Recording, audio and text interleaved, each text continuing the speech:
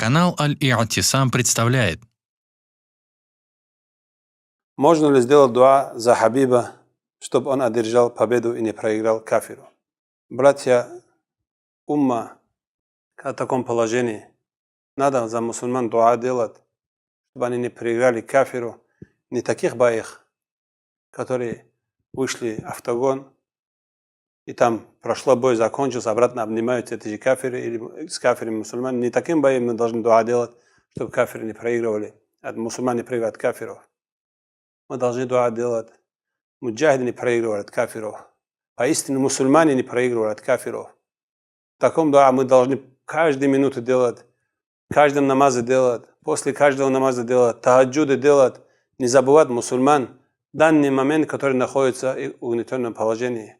А сейчас, чем даже мусульмане думают о своих братьях мусульман, которые в данный момент находятся в очень трудном положении. Некоторые находятся без еды, некоторые находятся в окружении, некоторые находятся под бомбежкой.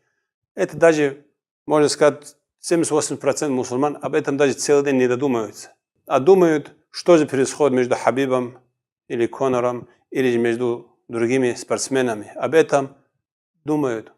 Мусульмане должны быть в таком положении. Одному человеку думать, кто бы он ни был, оставляя умма. У нас проблема не Хабиб, или не Конор, или не другие. У нас проблема угнетают ислам. У нас проблема угнетения мусульман. У нас проблема уничтожения ислама со всех сторон. У нас проблема уничтожения культуры мусульман. Вот это наша проблема. Да, в любом положении мусульмане не должен радоваться потере мусульман. Мы должны делать дуа. Мы знаем, где это сейчас мусульмане угнетают. Далеко не должны идти. Каждым, даже бывшие СНГ, любое государство имя назовите, везде угнетают мусульман, те, которые хотят соблюдать религию Аллаха Субхану ва Тааля. Некоторых теряют, некоторых тюрьмы сажают. Не только даже просто мусульман, которые даже проповедь делать не оставляют мусульман, кроме тех, кто будет их восхвалять.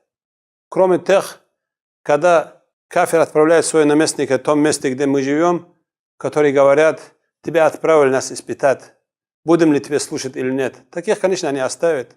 А те, которые недовольны этим, те просто, которые хотят распространять сунна Аллаха, их не оставляют, даже в том месте, где вы сейчас находитесь. Думайте об этом, думайте об мусульман. Это победа Хабиба или поражение Хабиба, ислам не поднимется, не уменьшится. Да, в сердце многих мусульман за слова, то, что сказанное, за обещания, которые, за это может печалиться и радоваться. Но это не то место, где мы должны радоваться или печалиться. Мы должны радоваться победе мусульман всегда, где бы ни было. Но не забывайте своих братьев, не забывайте, та прямая дорога, Аллах, это спорт. То, который нужно для мусульман, она нужна нам. Чтобы сила была, здоровье было, сильные мужчины были, это всегда нам нужно было. Всегда придыбили умма тоже так же.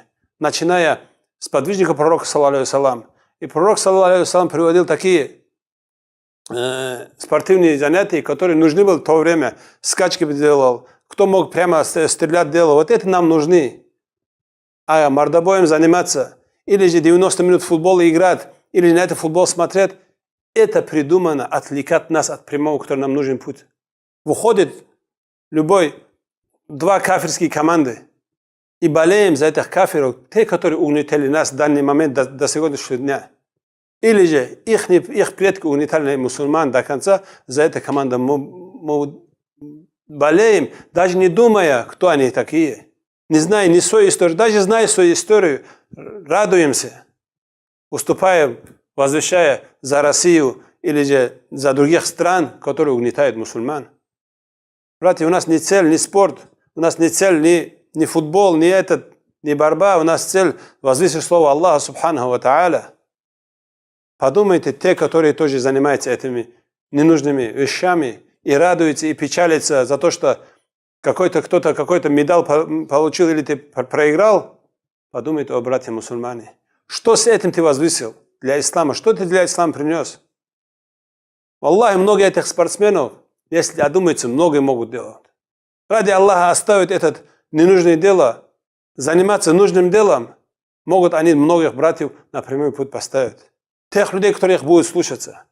А так, да, мы не говорим, они кафири. Они грешат, делают харамное. Но после этого восхваливают кафиров, или же радуются за это, или печалятся за это. Это не наша работа. Аллахи, они заблуждают многих людей. Многие ждут, например, даже если бой будет под утро, таджуду время, или же утренний намаз время, многие, которые в жизни не проснулись на таджуд, или же на утренний намаз, ждут, пока это бой в прямом эфире смотрят. У нас ценности поменялись, что религия Аллаха в самом последнем месте, а бой, игра или же какие-то другие мероприятия, они выше всего стоят. Весь умма думает, весь Кавказ, СНГ думает сейчас, что будет с Конором или же Хабибом. Даже если сейчас Хабиб проиграет, что там для умма-то становится? Для мусульман, чтобы такого, что становится? 2 человека вышли на этот, а один должен проиграть, или Хабиб, или другой. Но даже если случится то, что мы не хотим, что там изменится? Ни одно угнетение мусульман, ничего не получится. А если Хабиб выиграет, то для мусульман что получится? Только там 5-минутная радость. После боя все кричат: Аллаху Акбар, Хабиб выиграл, там комментарий написать. И все это заканчивается. Но победа уммата и угнетение уммата вредит для всех. Каждый в нашем члене находится та сестра, которая сейчас находится в тюрьме. Та сестра, которая насилует в тюрьмах.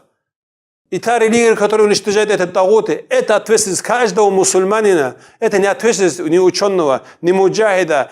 Это ответственность каждого мусульмана. Это фардул айн. Думать об этом. Фардул айн, каждый человек думает о своей семье, как его воспитать в религии Аллаха Субхану ва Тааля. Делать дуа, чтобы сохранить свою семью и спасать свою семью от харамного. Вот это наша цель. Вот это наша обязанность.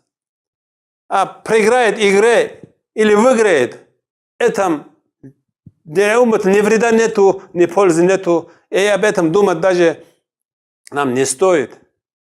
Им говорят, это харам. Им говорят, это запрещено. Им говорят, это Аллах запрещает. На это никто не смотрит. Потом об этом думать, за них дуа делать, или за них там таджуд стать, Аллаха просит. Он харамное делает, чтобы это харамным ему помог. Об этом думайте, братья. Для этого у нас не был Аллах с вами неспослан пророк, саллаллаху алейхи вассалам. Занимайтесь спортом, чтобы этот спорт был для пользы для ислама, а не для того, что возвысит кафирские страны, что сколько-то у них олимпийских призеров. И мы знаем, как кафиры с нами относятся, как это промокач, который руки моет, это тряпка. Плохое сделает кавказский, это кавказская национальность. Победит Кавказ, это Россия.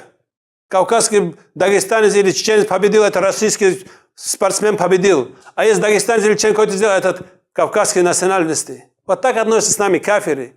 Все плохое к нам приписывают, все хорошее от нас к ним приписывают. Неужели это непонятно?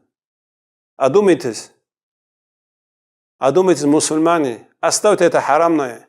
Оставьте греховное. Вернитесь к Аллаху.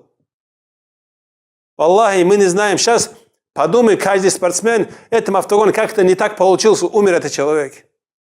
И тот другой, который от этого спорта до сих пор болеет, себе не может прийти. Пред Аллахом, что он ответит, за что свою душу, которую Аллах Субхану ему дал, он израсходовал. Почему об этом не думает?